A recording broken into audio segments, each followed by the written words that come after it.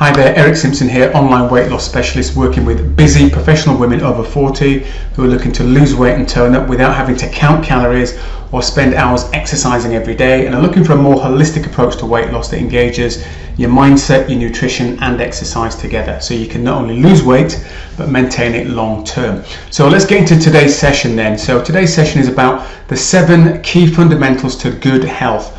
And what I'd like to do during this short training today is make some notes if necessary. If you haven't got pen and paper, pause the video right now, get a pen and piece of paper so you can make some notes as we go through this. And the first thing I'd like to do is this. I'd like you to just make a list of how many of these things you're actually doing at the moment. So as I go through them, just sort of like write it down and put either a tick or an X next to it, and then maybe a bit later on, score yourself out of 10. So if you're doing it, great, it's a tick. And if you're doing it 10 out of 10, fantastic, give yourself a 10 out of 10. In terms of scoring, you want to be scoring above 5. So 6 and above is what you're looking for when you score yourself out of 10 in order to be considered to be successful. Now look, before I get into sharing these 7 things, I've got to say this to you. Look, trying to do all of these 7 things together in a sort of balanced way at a level above 6 is going to be a challenge. Let's make no mistake about it.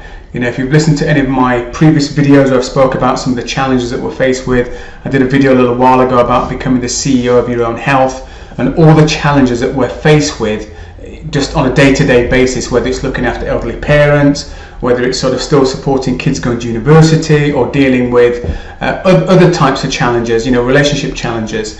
It's not going to make these 7 key fundamentals easy to implement. So whilst you'll look at them and listen to them and think, yeah, that makes perfect sense, Eric, but trying to do all 7, that's another thing. So it is about, first of all, understanding what they are, seeing whether or not you're doing them, and then scoring yourself honestly out of 10 for each one. And look, if you're not doing one, then just put an X next to it, so at least you know and you're being honest. And if you are doing it, but you're doing it less than a 5, you know, you're doing it really poorly, then score yourself less than 5. This will give you a starting point to move forwards with. Okay, now before we get into what the 7 things are, this next fella you may have heard of. His name's Bruce Lee, a famous martial artist back in the 60s and 70s. Sadly died at a very young age, but he had a quote that he used regarding fighting opponents, and it read, I'll read it out: "I fear not the man who has practiced 10,000 kicks once, but I fear the man who has practiced one kick 10,000 times." So what has that got to do with weight loss? Well, and these 7 key fundamentals, well, what it's going to do with it is this.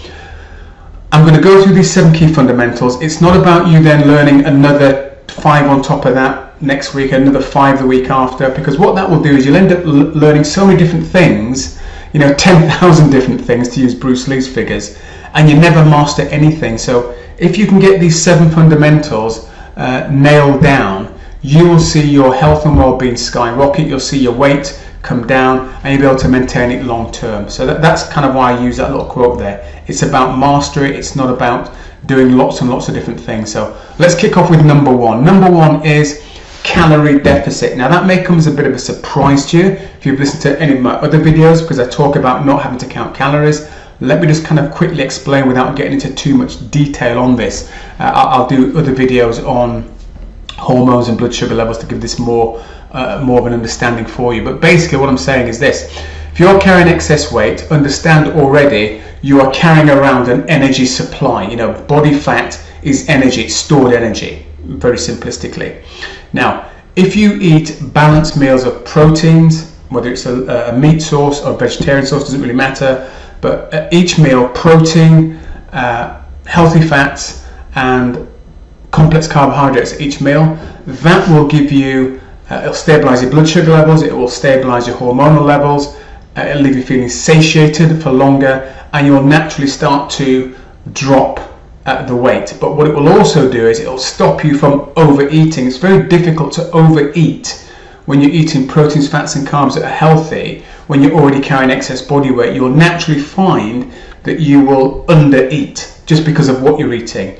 Because when you eat in that sort of way, proteins, fats and carbs that are natural, you'll find that it's very high in nutrition, and that's what the body craves, by the way, is nutrition, but very low in calories. So if you just sort of go with this, it works incredibly well. So calorie deficit is number 1 for the 7 key fundamentals.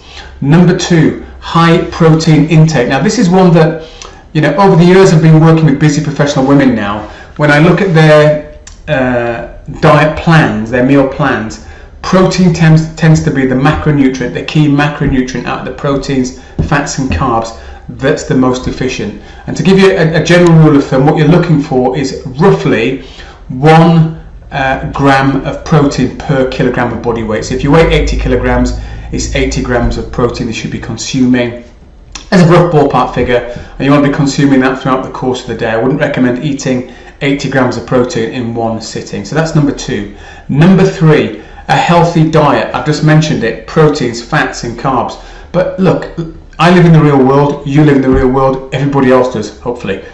And in the real world, there are going to be things like alcohol, chocolate, crisps, and other little naughties. And you have to kind of factor that in. And you know, if you're going to say, I'm never ever going to eat chocolate again, or eat crisps, or ever have an alcoholic drink ever again in my life, you probably already set yourself up for failure right at that point. The chances are you are going to have those things again. So I would just simply say, you know, build it. Look, by the way, I work with one particular client who took off 80 odd pounds, and she hasn't touched crisps for 2 years. So, you know, she's doing pretty well. But look, for most people, these things are going to come back in, and rather than just have them creep in and overtake your healthy meals, far better to be proactive and decide, okay, my alcohol consumption used to be a glass or 2 a night during the week, every day of the week. I've cut it down to, down to weekends. So maybe that's what you stick with, just weekends. Be proactive. You decide what it's going to be. You build it in a way that doesn't sabotage everything. If it just creeps in on its own, if you know what I mean, then before you know it, you're all the way back to old habits. So definitely think about building those things in so it doesn't overtake you just by creeping in and then becoming the thing that you do normally. Number 4, an active lifestyle. Kind of goes without saying, but what I should just say here is activity isn't for weight loss. You can't do enough of it. Activity, and that could be any number of things, from, as you can see on screen there, walking. I like to play tennis, it could be dancing. I'll just simply say try and balance out your activity with some cardiovascular work, some strength training work, and some flexibility as well. Try and get those 3 fitness components built into your program. That's going to give you the most holistic and the most beneficial results from your exercise, and also it'll help you to manage your weight long term as well. Because look, I just said a couple of slides ago, if you're building in chocolate, crisps and things like that, then when you're active, it kind of should offset those things. So if you're having a glass of wine on a weekend, a couple of glasses on a weekend, but you know you're active throughout the course of the week, then all things being equal, that activity should account for burning those extra calories from alcohol, crisps or chocolate. Hopefully that makes sense. Let's talk about number 5. I kind of touched on it there. Number 5 is resistance training. And resistance training can be done with just your body weight. It can be done with just a band, as you see me on shot there with a lady called Joy. She used to take bands away with her on holiday just because they're portable, they're light, and it means you can keep active. It can be done with dumbbells, kettlebells, or if you happen to be a gym member, then you could go to a gym and use equipment, or you could have equipment bought and have it in your garage or a spare room. So there's lots of different ways of doing resistance training. Just make it progressive resistance training. Don't go to too hard too soon. If you go too hard too soon, chances are you're going to get injured, or you may just get severe DOMS, which is delayed onset of muscle soreness, where you literally can't move the next day and you don't want to do it again. So try and make it progressive. Start off light resistance with relatively high repetitions, and then as you get stronger you can increase the weight and drop the repetitions down. So that's progressive activity. Number 6 is good sleep. How many times have we heard this before? I can say with a good degree of confidence, if I can only give you one health tip, one fundamental for good health, it would be this one: sleep. Because look, when you are deficient of sleep, it's a form of torture. And if you've got children, I'm guessing now 40 plus, your kids are probably not small, I'm guessing, but I can think back to when I had my son, and the first 8, 9, 10 months or so, he would be up every single night at 12 p.m, like clockwork. And after a while, we got really fatigued. Luckily, around about the Christmas period, it stopped and he started putting in like 6, 7, 8 hour shifts. But up until that point, boy, was it a challenge. So a good night's sleep is really, really important. On the channel, you'll find it on the channel. If I remember, I put a link in this video to it. But I interviewed a lady called Anandi Francis, who's the international sleep guru, and she shared with me 3 things that people can do for a good night's sleep, and they involved pre-bed routine, what you could do with your bedroom, and what you could do before you put your head on the pillow. Because there are some people, I've got clients like this, when they go to put the head on the pillow, they've got 1,000,001 things buzzing around in their head. So definitely check out the link in this video. But if it's not there for some reason, just Google the channel, look under sleep, and you'll find Anandi Francis where I interview her. Definitely worth listening to that. And then finally, arguably, well, I've said sleep's the big one, and it is a big one, and it's kind of tied in with this one really, and that is managing stress.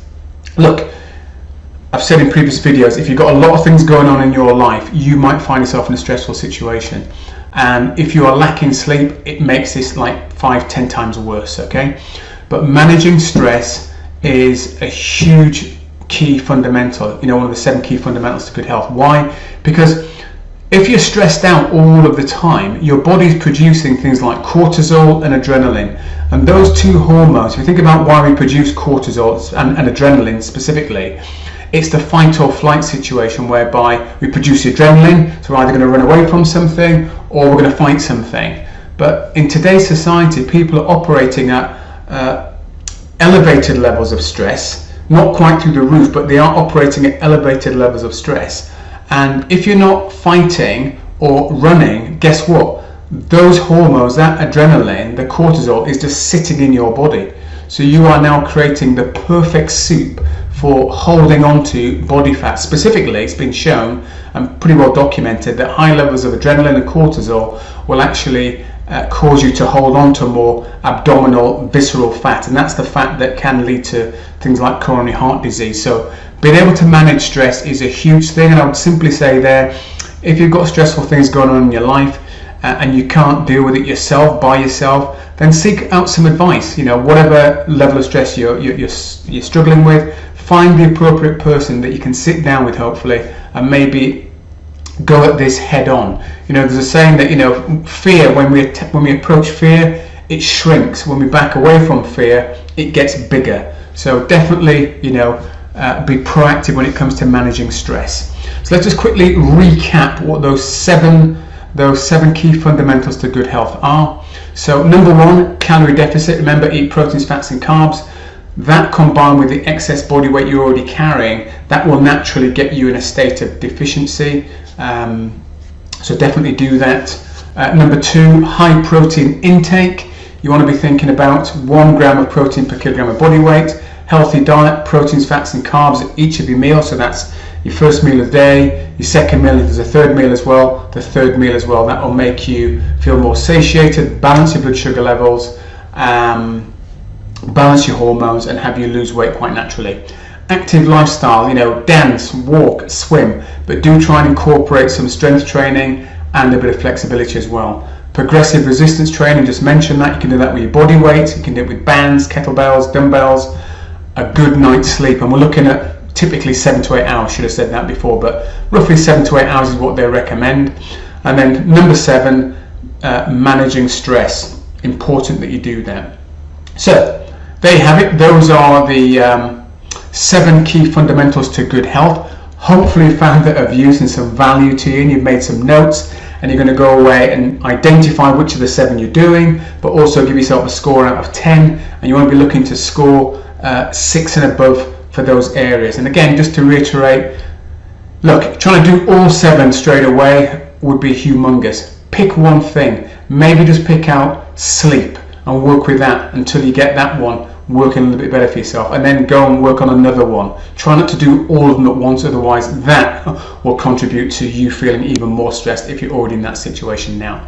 Hopefully you found that of use. If you do have any questions or comments at all, then please do leave them below. If you'd like to hear more videos like this and you're not already subscribed to the channel, then do hit the subscription so you can be notified when I release my next training video. And if you're interested in finding out how I may be able to help you with your weight loss and your health, then there'll be a link in the description. You can click on that and you can organise a free, no obligation chat with me or we can discuss your health and fitness goals, your weight loss goals. I can find out a bit more about you, and if I think I can help, I will let you know and we can take it from there. But until next time, take very good care and bye for now.